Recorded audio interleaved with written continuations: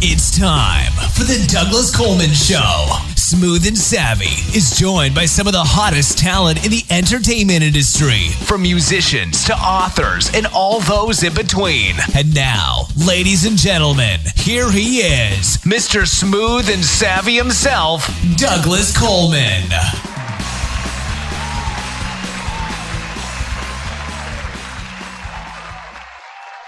Well, hello there. Howdy, howdy, ho. Welcome to the Douglas Coleman Show.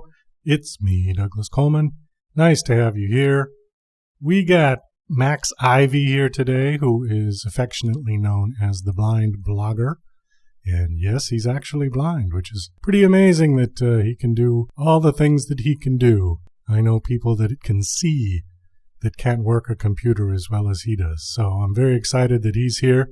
We had a little trouble hooking up. First he got sick, then I got sick, and we had to cancel a couple of times, but we finally got the interview together, and very excited that he's here. Before we get to Max, we've got music, 4 songs today from Music X-Ray. Thank you to everyone who has submitted. I'm very pleased with the submissions that I'm getting from Music X-Ray. Lots of great music. And we're going to play the music first and then straight into the interview. The songs we're going to play today, first up is Tunnels of London by Madness Blooms, She Loves Me by Dory and Sean, A Maniac by THEDK. I'm assuming that's how it's pronounced because it's all in capitals. And finally, Drinkin' the Night Away by the Joe Galaxy. Thank you to everyone who has submitted. I really appreciate all the great music that people have been submitting to the show. So, without further ado, the music and then the interview.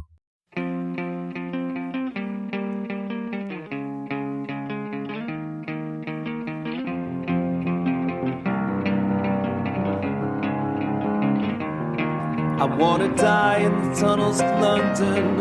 I wanna feel my weight in the ground.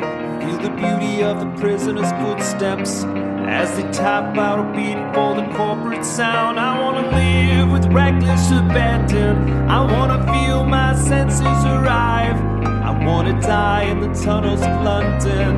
I wanna take it straight out of this selfish life.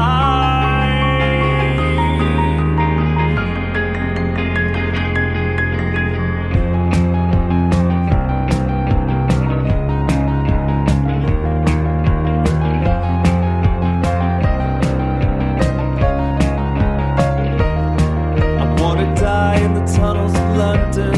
I wanna keep calm and carry on. I wanna repay the debt of emotion. I wanna pass this second one. I wanna live with reckless abandon. I wanna burn out clear and bright. I wanna die in the tunnels of London. I wanna transfer my soul to another time.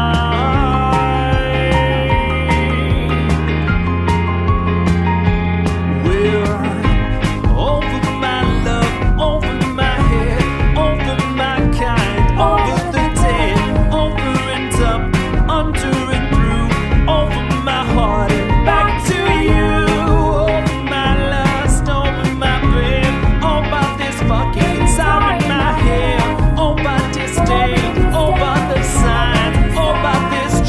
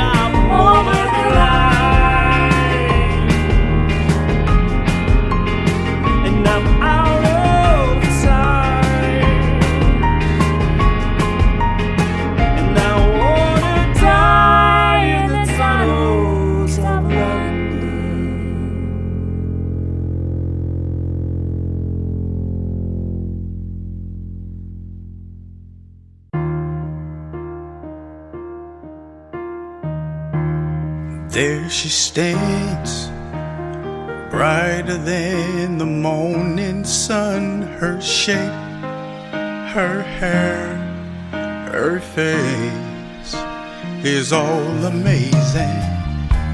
And where she is, that's where I wanna be. Her kiss, her touch, her sweet smile. I never knew that love would catch me until your arrow hit me and you waltzed right into my life. Whoa, she makes me want to walk a straight line, give love one more try. Heartbreak told me to never believe, and way back yonder used to love them and leave them. But now things have changed. 2 kids, a house, and a golden ring. It was the best thing that ever happened to me. Is that all? She loves me.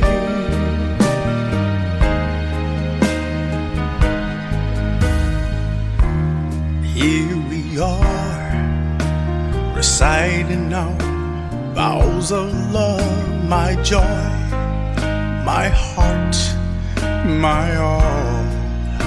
You're still amazing, and every day you get prettier and prettier, my love, my friend, my sweet wife. I never knew that love would catch me until your arrow hit me and you danced right into my life. Whoa, she makes me want to walk a straight line, give love one more try. Heartbreak told me to never believe, and way back yonder used to love them and leave them. But now things have changed. 2 kids, a house, and a golden ring. It was the best thing that ever happened to me. Is that all? She loves me. Things have changed. Oh, she loves me. Oh, she loves me.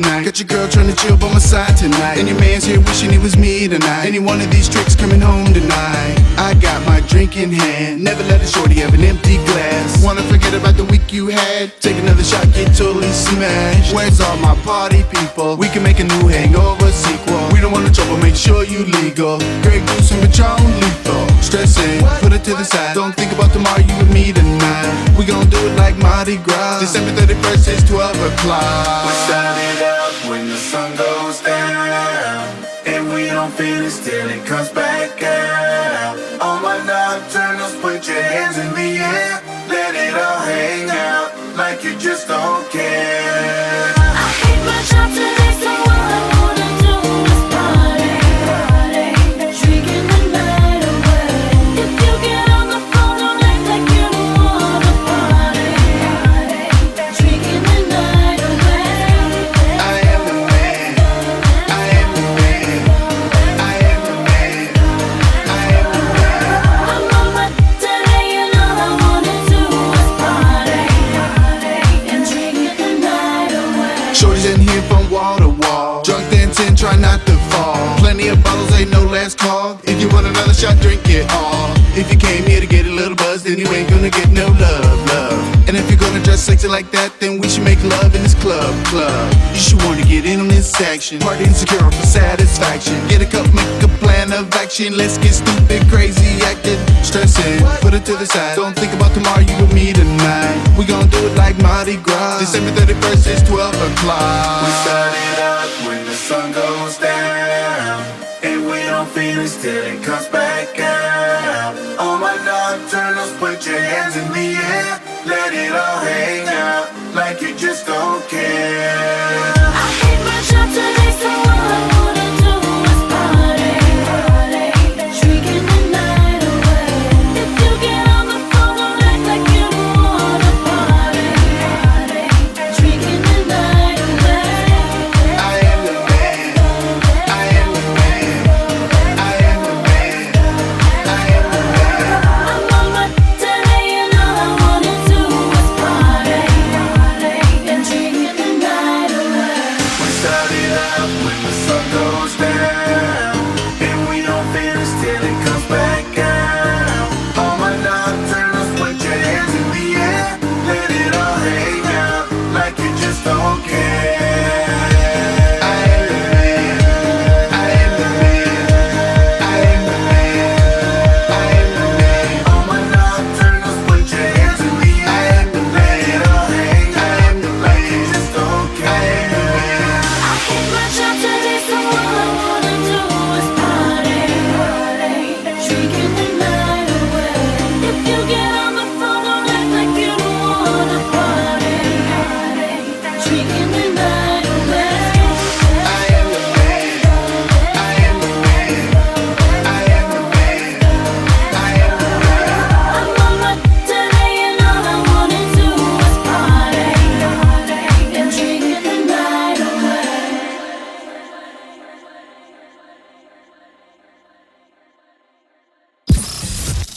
You're listening to Mr. Smooth and Savvy right here on the Douglas Coleman Show. We'll be right back after these commercial messages. In-house production and recording in Louisiana Publishing Company is now offering a special for podcasters on their CD Pro Radio network. For just $20 a month, CD Pro Radio will broadcast your podcast twice a week on their network. This is a great and inexpensive opportunity for podcasters to gain some exposure for their show without having to spend a lot of money. Please check them out at cdproradio.com. That's cdproradio.com. Go listen, download, and subscribe to The Douglas Coleman Show. It's available at the website douglascolemanmusic.com/DCS. Also on iTunes, Spreaker, and YouTube. The Douglas Coleman Show is an internationally syndicated talk and music show that features fascinating and sometimes famous guests from all aspects of the entertainment industry. The topics can range from light and fluffy to sober and serious. Our focus is on music artists, but we also feature producers, authors, directors, and even promoters. The Douglas Coleman Show. Sometimes chat, sometimes music, always entertaining. Again, it's available today at the website douglascolemanmusic.com/DCS. You can also connect with them on Facebook at Douglas Coleman Show 1, follow on Twitter at Douglas Coleman 3, and you can even find them on TuneIn Radio. Again, that's the Douglas Coleman Show at the website douglascolemanmusic.com/DCS, iTunes, Spreaker, YouTube, and more. Go listen, download, subscribe, and share with your social networks today. And now, Hey, Rocky, watch me pull a rabbit out of my hat. again, Nothing up my sleeve. Presto! wrong hat. I take a 7.5. Now here's something we hope you'll really like. Okay, please welcome my guest, Maxwell Ivey. Hello, Max. How are you? I'm doing fine, Doug. Is it Doug or Douglas? I go by Douglas just because there's a Doug Coleman in Hollywood who's a stuntman, fairly famous, and I don't want to get confused, you know. Okay. Well, I had to go by Maxwell until my dad died, because if people said Max, then that way we knew they were looking for my dad as opposed to looking for me. And I like to tell people, if you want to really put yourself in a bind, name a kid the second, junior, or third, because I guarantee you they will grow up to be big kids who will eat a lot of groceries. Well, so you like to be called Maxwell then? I like to be called Max, but most people introduce me as Maxwell. I just hadn't realized I hadn't asked you which you preferred. So, Oh, all right. Douglas, thank you for having me on the show, and I'm looking forward to having a good conversation today. Well, it's my pleasure. I know we've had to reschedule a couple of times, and sicknesses and this and that, so I'm glad we finally did get to connect here on the show. The first thing I wanted to ask you is, now you are blind, and I was Correct. curious about that. Were you blind from birth, or was this something that came on later? No, I have retinitis pigmentosa, or RP. It's one of the more common of the eye diseases out there. I was born, I had perfect vision up until I was 4 or 5 years old, and then started losing it gradually. I wore the eye patches for the, quote, lazy eye. I wore thicker and thicker eyeglasses, and then eventually, when I was about 12 or 13, I had a pretty big drop-off in vision, and that was when they started having me learn to use a white cane and learn to read Braille and things like that. My vision stayed pretty constant until I was in college, and then I had another drop-off to where it is what it is now, which is, they say, light perception.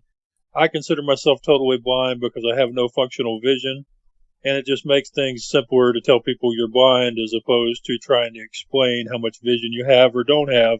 Is this the same thing that Ray Charles had?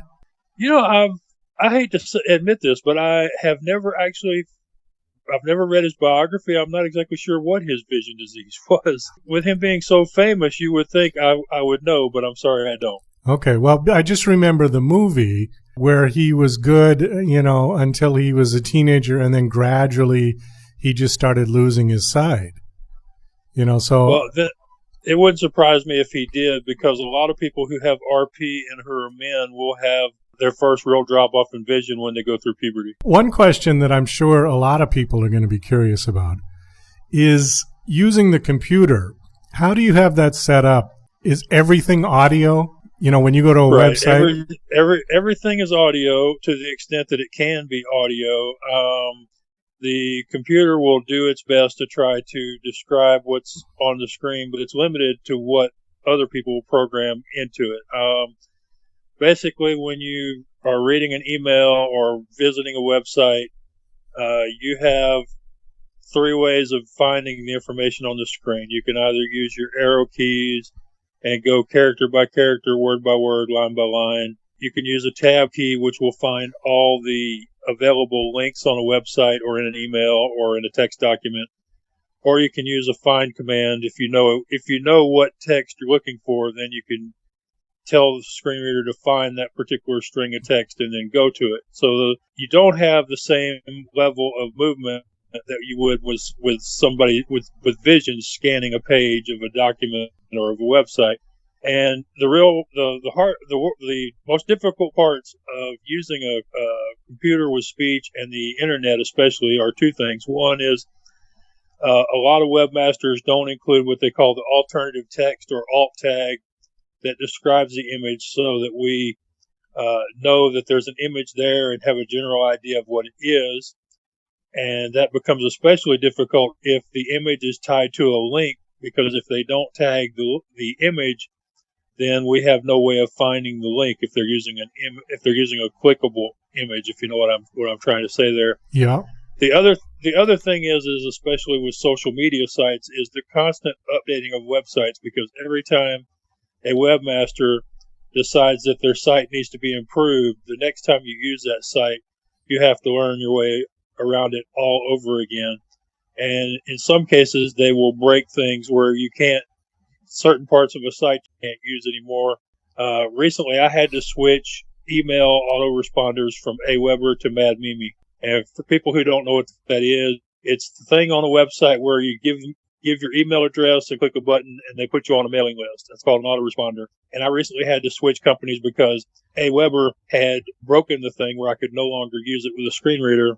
And I had two choices, either to find a different provider or pay somebody to send out my emails. So the text reader then basically, you just kind of scan over things and it'll read it out to you in some kind of, it's a computer voice, I assume? Yeah, it's a computer voice. It's not as good a voice as I would like. It's better than Stephen Hawking's voice in the TV shows, but it's not as good as the voice from the Jets in the Top Gun movie. One of the other interesting things on here was that it says your primary business is helping people sell new and used amusement equipment, and your father or your family had a small traveling carnival. Well, now that's interesting. Tell me a little about that. Yeah, we had about 7 or 8 rides. Biggest ride we ever had would have been a Ferris wheel, or we had a medium-sized roller coaster that was maybe 13 or 14 feet at the top of the hill. Kiddie rides, a food wagon, a few games, and we played festivals and other events in Texas. But my dad, he was always trying to fill out our calendar. So during the course of our being in business together, we traveled to the East Coast and worked as far as South Carolina. We worked in Alabama. We worked in Tennessee and Kentucky. We worked in Missouri and Nebraska. And we never went west to Colorado, but I tell people that I've probably rode more than 1 million miles with my dad over the years. And part of the reason why I rode with him most of the time was generally they didn't want me helping on the rides unless it was a necessity, and unless at least one of our family members was helping me with it. So my dad always figured that if he had to have somebody ride with him in case he needed somebody to do some lifting or help turn a lug nut or crank a jack or whatever, that it was better to have me with him than to leave me on the lot. So, but there were times. I've got a shirt here that's it's an old shirt I wore for a beat baseball team I played for a while. It's got number 25 on it, and we used to joke, "Hey, Max, you're the 12th man.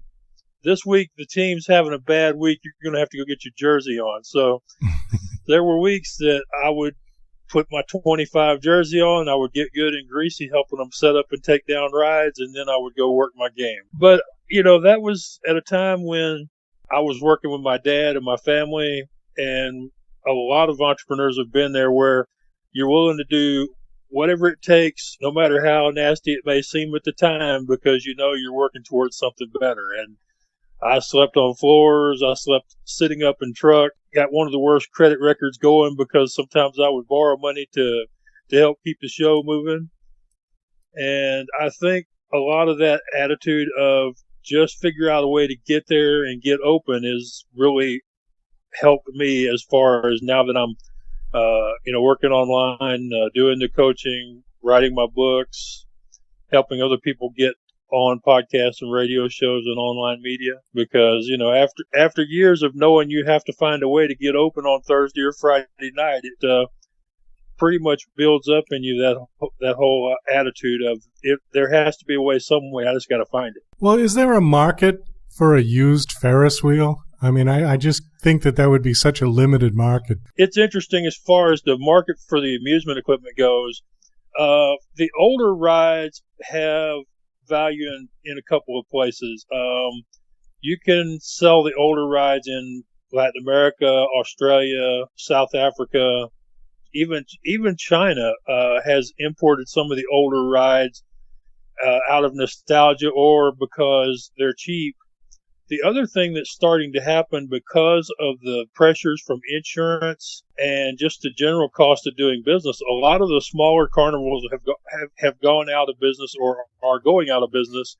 So what's happening is you're having fair boards that are purchasing the older rides, setting them up on a permanent basis, or putting them in storage and hauling them out twice a year to put on their local fairs and festivals because that's the only way they can have a carnival in. Just 2 winters ago, I sold a old Eli 5 Ferris wheel, which is the kind you see in the old movies, with the regular bench seats on it and all.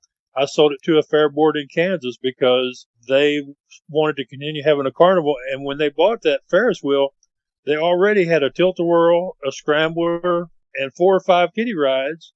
And like I say, the adult rides, they were going to put them up on their property and leave them up year round. And the kiddie rides, they would, put up and take down when they needed them. So it's one of those things, since as the smaller carnivals go out of business, there are fair boards and towns and cities that are purchasing some of that old equipment so they still have entertainment. I think my favorite ride when I was a kid for those kind of traveling carnivals was the Roundup. You remember that one? I never liked the Roundup, but I understand it. The thing would spin, and you would be pinned against the side of this turning circular device, and then it would raise up on its side, and centrifugal force would keep you stuck in place. But I have never liked rides where you go upside down or even close to upside down, and I don't like high rides. And when the Roundup turns on its side, when you're at the top of the arc, you're roughly 45 feet off the ground. So the scramble, the Roundup was not my favorite. I prefer the bumper cars. Oh, all right. You like to stay on the ground then? Yeah, I like to stay on the ground. I like the bumper cars, the tilt-a-whirl, the scrambler, the funhouse. I just never liked rides like the Zipper, the Roundup, Paratrooper, and I've never even ridden an honest-to-goodness roller coaster, and that's something I've promised myself I'm going to do this year. As you know from my bio, I lost over 250 pounds after having gastric surgery, so for a long time I had the excuse of, well, there's no way I can fit in the car. So I don't have that excuse anymore, but, that's one of the things I've been scared of that's, and I want to cross that off my list this year. So I don't know where I'm going to ride one, but I'm going to ride somebody's roller coaster. I never even rode our roller coaster. And, when you set it up and take it down every week, and the people who are putting it together and taking care of it, if there's a ride that you would ever feel the safest and most comfortable in, it would be yours. And I never even rode our coaster. What kind of roller coaster did you have? We had what was called a miler or a shift. It was 45 feet wide. It was 75 feet long. And at the top of the one hill, it was 14 or 15 feet off the ground. So you would go up one big hill, and then you would go up and down a bunch of little hills until you came back around to the starting gate. And they would run that 4 or 5 times. I know you've seen the Go-Gators and the Dragon Wagons, or you either at festivals or you've seen them on TV. This one would have been bigger, or would have been, at least the hill would have been bigger than most Go-Gators, because those are built to be hauled on regular trailers, and ours took a semi. How long did it take to break that down and, to set it up and take it down? 3 guys, 2.5 hours. Oh, that's not bad. No. Okay. No, but here's the thing. In the modern amusement industry, if you tell a show owner that a ride is going to take 3 guys, 2.5 hours, it's going to ride 10 people to the load, it's going to take an entire semi-trailer to the point that you can't move another ride behind it. And they're going to look at you and go, that ride needs to be parked, because that's, with the fuel prices, with the help the way it is, with the salaries the way what they are, if you can't move 2 or 3 rides on every load, or if the ride you're moving on a single load isn't a spectacular or high capacity piece, they can't afford to move it. which is why you don't see the tilt-a-whirl at a lot of events anymore, because it's a ride. Yeah. Its capacity is deceptive. On paper, it has a capacity of 21 people to a load. However, it's a ride that you can run a lot of people through in a short period of time.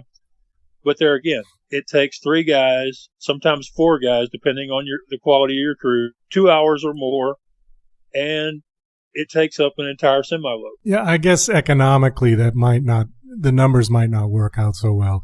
I mean, I was thinking about it just in terms of some of these roller coasters that I've seen are enormous, but they don't move those.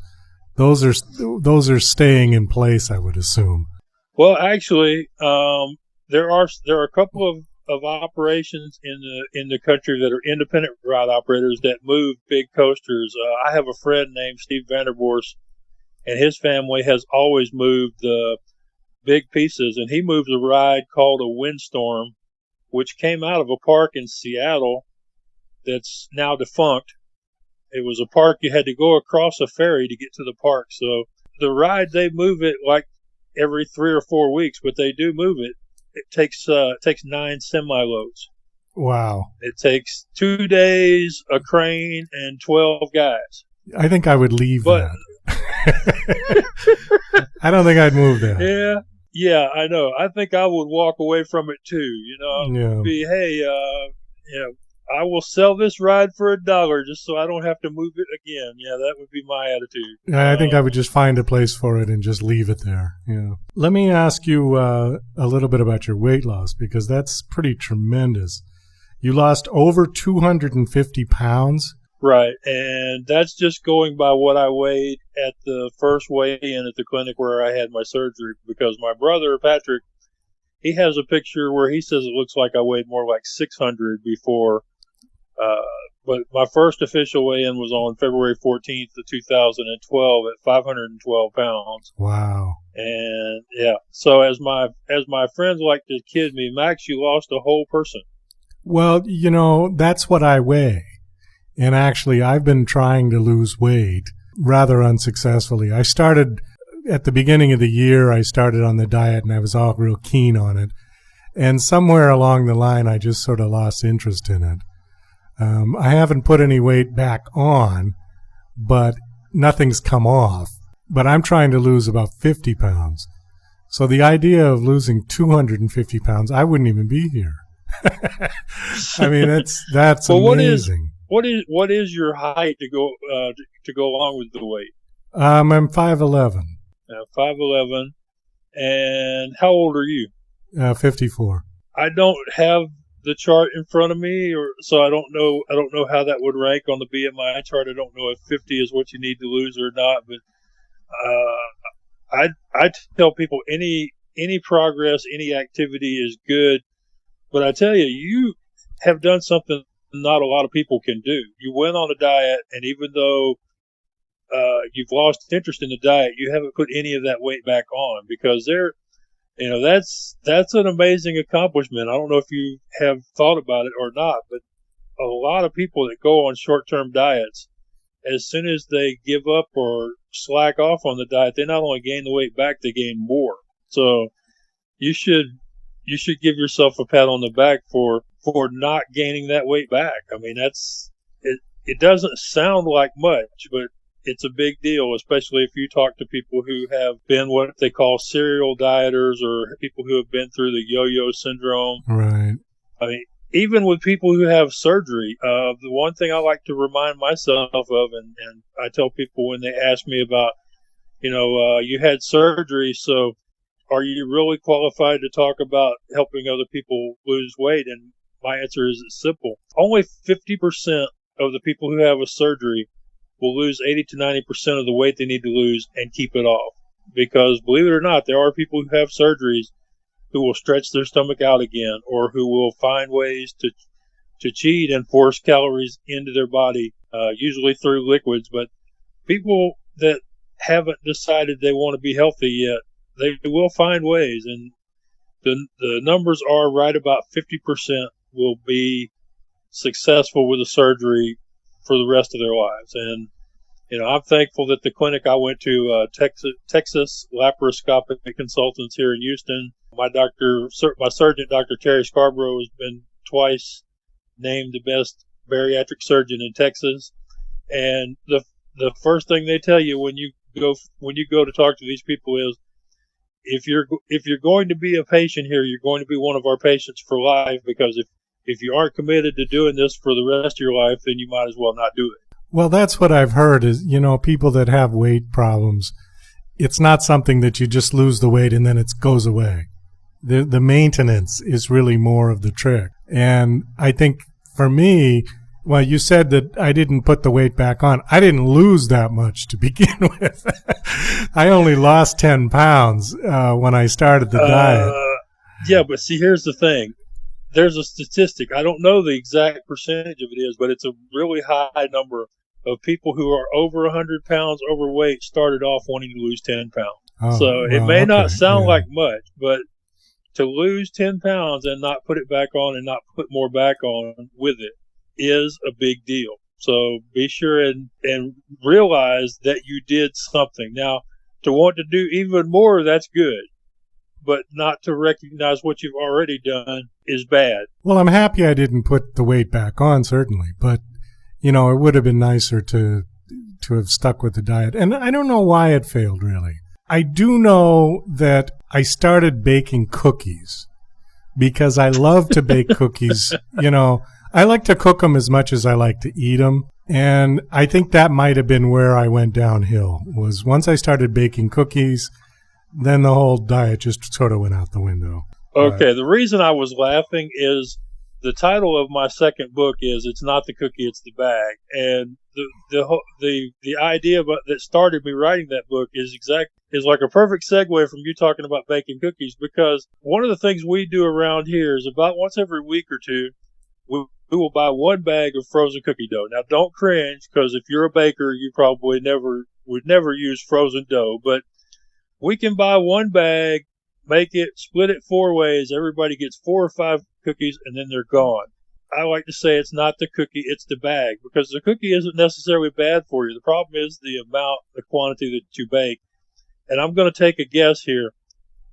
One of the things I noticed is that most recipes for cookies tell you how much of each ingredient to use, and then it'll say, but if you want to double the recipe, then you do this.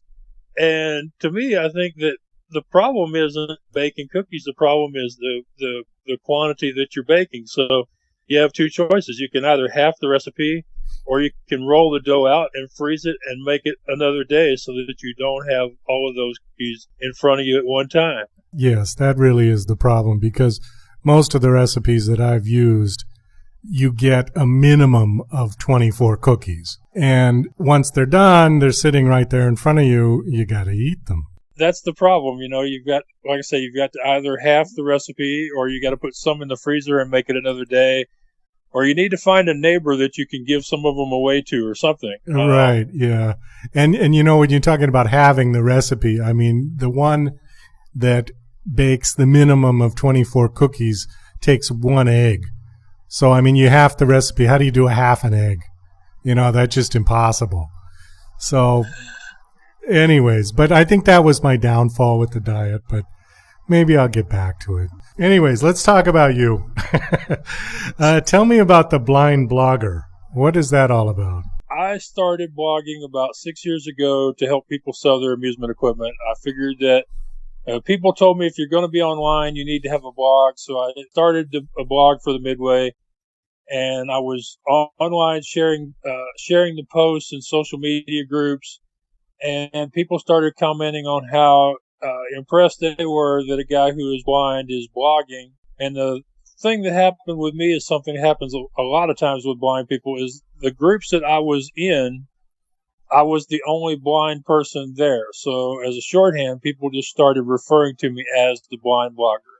And basically, they kept saying, Max, you're an inspiration. Knowing that you're out here blogging and doing all that it takes to have a blog with, commenting, social media, all that goes into it. They said, it really makes us want to do more. So I finally accepted the fact that just by showing up every day and doing the next thing in front of me, that I was inspiring other people, but I needed a place to share those posts because, quite frankly, in the amusement industry, they're not real keen on sharing a lot of real personal stuff. So a couple of posts that I shared on the Midway, people actually commented that I should have held some of that stuff back. So I figured I needed a place where I could talk about being an entrepreneur who happens to be blind. And when I was looking for a name, I asked my friends online what to call it. They said, Max, we've been calling you the Blind Blogger for about a year now, so why don't you see if that's available? And thankfully, the blindblogger.net was available. And now people say that I'm internationally known as the Blind Blogger.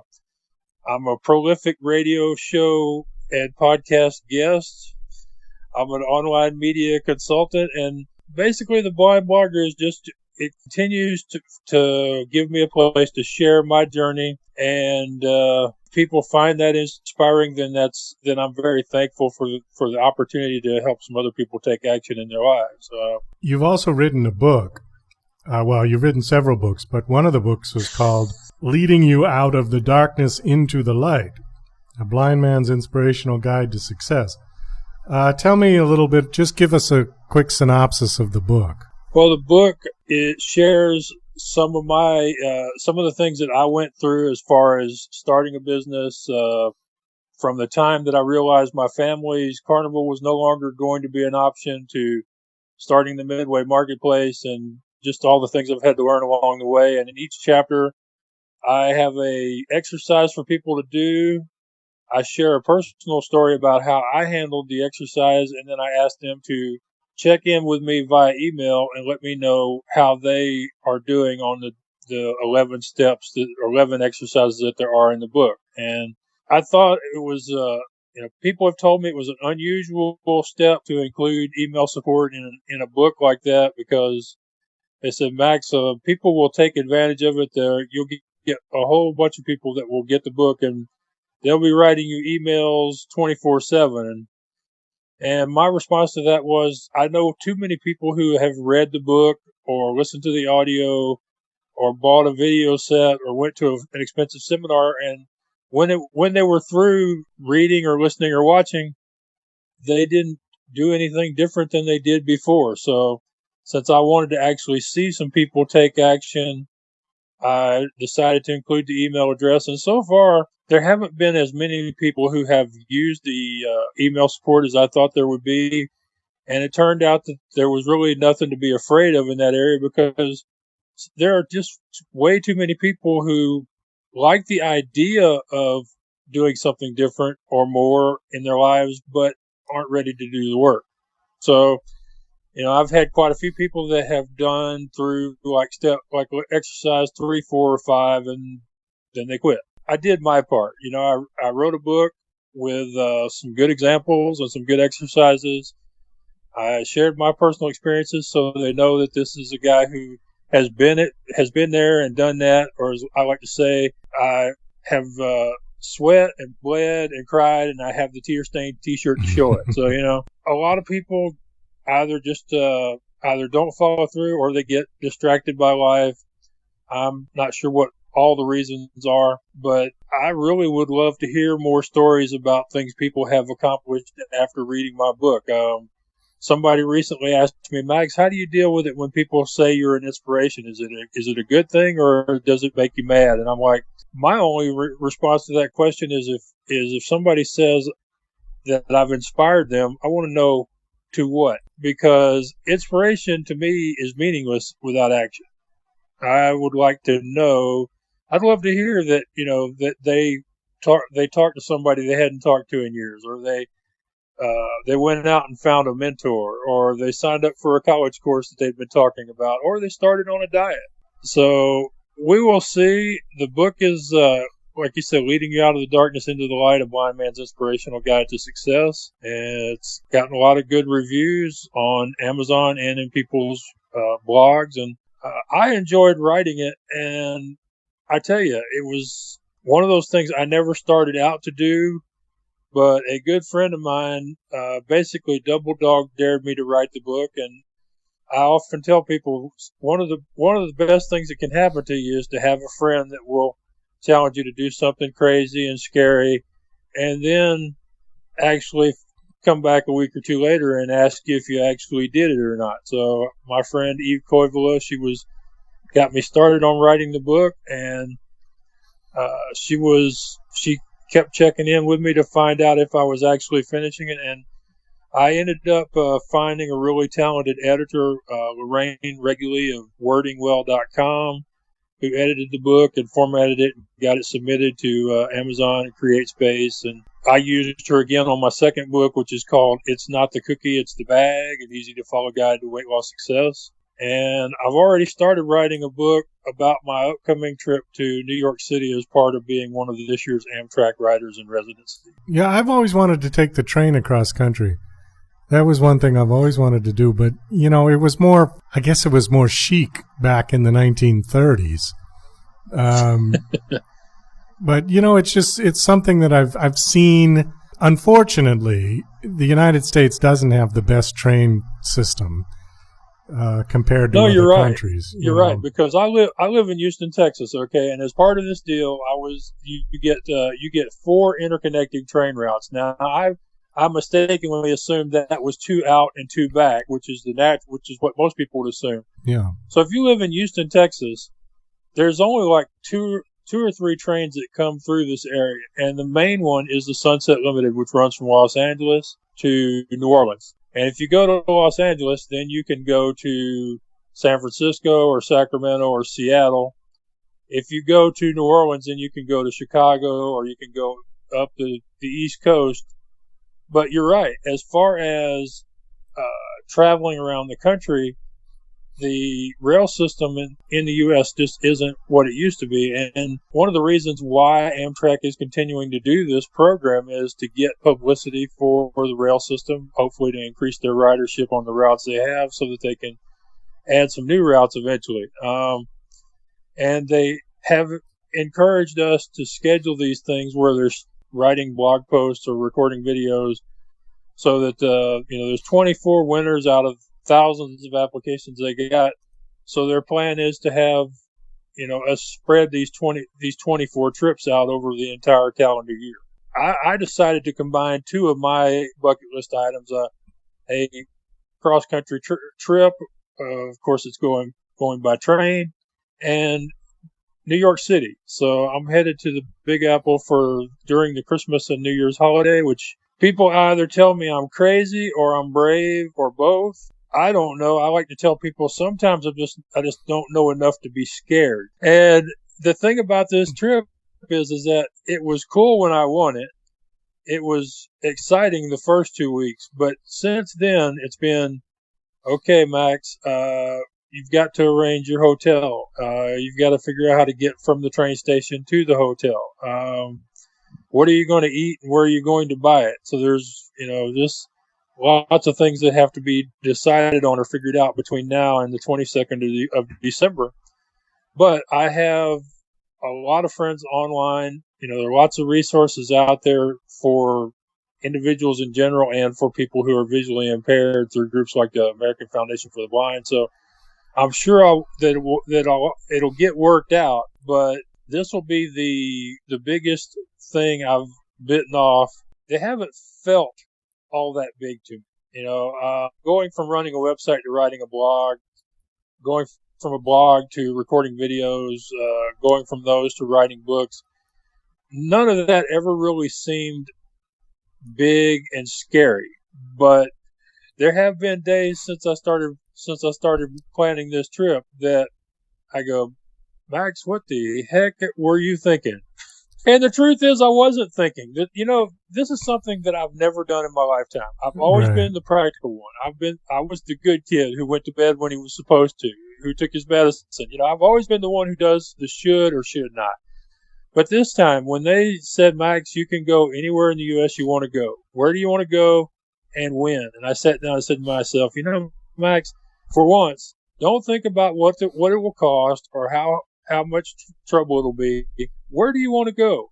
And when do you want to be there? And I said, I've never been to New York City or the Northeast in general. It's one of the few places in this country I've never been. And all the movies and TV shows and all the tourist people say, if you're going to go to New York City, it's at its best during the holidays. Yeah, I would think so. I used to live in New York City back in the early 80s, and I always liked it from the fall through New Year. After that, it just got too cold, and I was ready to leave. But from, from Halloween to New Year's, it was great. And that was just sort of my favorite time there. My train leaves back to Texas on the 3rd, so I think I'm right in the sweet spot there. Yeah, I think so. Now, would you do this trip alone, or would you take your dog with you? Or? No, I'm going by myself. The dog I have is not a guide dog. She's a crazy family dog. Oh, I see. Named Penny. But no, I'm going by myself. I don't have a wife or a girlfriend. I don't have an assistant, and I don't have a family member who can take off from their job and go, even with it during the holidays. Because, as I'm sure you're aware, there aren't a lot of jobs anymore where you have a real vacation, because they may give you vacation days on paper, but actually taking them is something a lot of people are discouraged from doing. Yeah, that's a whole nother story. Yeah. It is. They give them to you by law, but I mean, I have people who would love to go with me, but it's just not practical. And then the other side of the coin is going by myself. One of the things that happens when you're blind and you travel with somebody else is a lot of times people will talk to the other person. They will, even well-meaning people will sometimes not talk to you directly, at least in the beginning of meeting you or having a conversation. So it's easier if you're going to be meeting strangers. And I hate to say this because it just sounds wrong. I think it makes a better story. I mean, I don't have anybody that would go with me either way, but the fact that I'm willing to go by myself solo from here to New York City, which if you knew some of the things some of my friends have done, this is a big deal to me, but I know other people who have done even bigger, more daring things than what I'm doing. It just happens to be that this is my story, and the people who like me and follow me online are looking forward to seeing how it turns out. I'm looking forward to seeing how it turns out too. That's one of the things you have to really guard against is anticipation and expectations, and trying to write this story as opposed to just living it and then writing it after it happens. Well, I think that you should have somebody video this thing. I think that would be incredible. Well, I'm working on it. I've been talking with 2 documentary film companies. I've been contacting the colleges and universities in New York City trying to find some students. I've been on Airbnb as far as looking at reservations, and it's interesting that a lot of the people who are hosts and who have been hosts for a long time in New York City seem to be creative people. Of the 4 people I contacted yesterday, 2 of them put that they're photographers or that they do video in their personal profile. That is one of the things about New York City that I had forgotten until just yesterday. But if you can find a way to connect with them, it's a city full of creative people. I mean, I imagine you couldn't throw a rock in New York City without hitting somebody that's a photographer or a painter or a musician, something, Well, that's where all the creative people go, unless they go to L.A. But people that go to L.A. are usually actors, people that, or music, but New York really encompasses everyone, poets, writers, photographers. When I was there, I was studying acting and I was playing in a band. All the people that I met were doing something creative. So yes, you're right. New York City has lots of creative people, and there's a great energy to the city. I really enjoyed the time I was there, although it was short. I was only there for a couple of years, but I did really enjoy it. Okay, Max. Well, listen, we are out of time for this interview, but I want to thank you very much for coming on. Best of luck with your New York trip, and actually I'd like to hear about it. So if you do go, or when you do go, please keep in touch, email or something, so I know how your progress is, and I would love to see a YouTube video of your adventures on the train and walking around in New York City and stuff. Your website is theblindblogger.net, and people can go there and check you out and read your blogs. Yep, Yeah? and they can sign up for the email list. And if they do that, when I am on my trip and posting videos and blog posts from here in New York City, then they'll get it all, and they'll also be online for when I start releasing the book about it. So theblindblogger.net or at Maxwell Ivey on Twitter. Oh, super. Okay, Maxwell, thanks so much for coming on the show. I really appreciate it. It was great talking Well, thanks to you. so much. Thanks so much for having me, Douglas. I'm glad we finally got this scheduled, and I had a great time. So thank you. Well, that's about all the time we've got for the show today. I want to thank my special guest, Max Ivey, and also thank you to Madness Blooms, Dorian Sean, THEDK, and the Joe Galaxy. This is Douglas Coleman saying goodbye. To the mile, you've got to